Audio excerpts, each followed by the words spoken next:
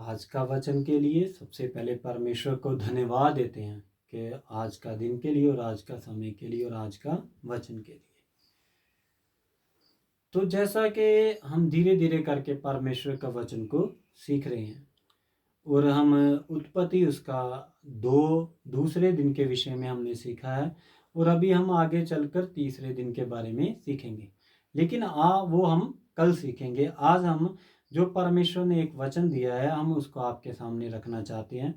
तो आज का जो वचन है वो नौजवान भाई बहनों के लिए है, तो आप प्लीज़ इसे ध्यान से सुने।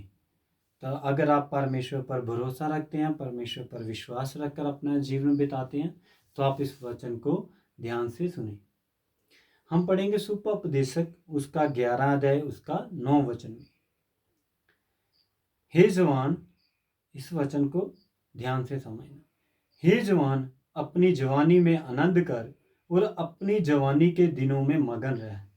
अपनी मनमानी कर और अपनी आंखों की दृष्टि के अनुसार चल, परंतु ये जान रख कि इन सब बातों के विषय में परमेश्वर तेरा न्याय करेगा।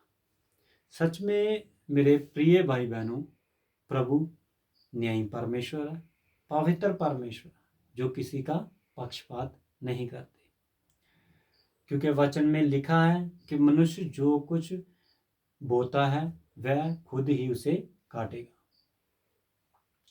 इसीलिए जब आप नौजवानी की हालत में हैं तो परमेश्वर ने आपको मनमानी करने का, मन मर्जी करने का, मनमानी करने का एक मन दिया है।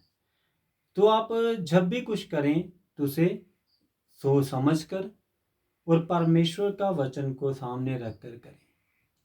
यदि आप गलत करेंगे तो परमेश्वर तो भी आपका न्याय करेगा। अगर आप कुछ अच्छा कर रहे हैं अपने जवानी के दिनों में तो भी परमेश्वर आपका न्याय करेगा। क्योंकि इसी के पीछे अगर हम दूसरा अध्याय में पढ़ेंगे तो वहाँ पर लिखा है 23 वचन में कि सब कुछ क्या है, व्यर्थ का व्यर्थ है। फिर आप किसके लिए जवानी के दिनों में भाग रहे हैं इतना? नहीं तो हम वचन को पढ़ेंगे 2 अध्याय उसका 23 वचन में। उसके सब दिन तो दुखों से भरे रहते हैं और उसका काम खेत के साथ होता है। रात को भी उसका मन चैन नहीं पाता, ये भी व्यर्थ है।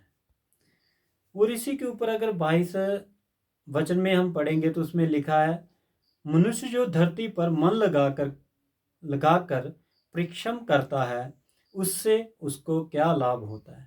तो सच में अगर आप इसको वचन को धीरे धीरे आगे पढ़ते जाएंगे तो आपको 2 अध्याय में तो कितनी बार लिखा हुआ है कि सब कुछ व्यर्थ का व्यर्थ है। आप नौजवानी की हालत में कुछ भी कर रहे हैं तो आगे चलकर उसका फल आपको जरूर मिलेगा और परमेश्वर न्यायी है और परमेश्वर न्याय भी करेगा। जो आपने बोया है वो आपको खुद ही काटना पड़ेगा। अगर अच्छा बोया है तो अच्छा काटेंगे, अगर बुरा बोया है तो बुरा ही परमेश्वर कटवाएगा। तो इस वचन के द्वारा प्रभु आप सबको आशीष दे। आमीन।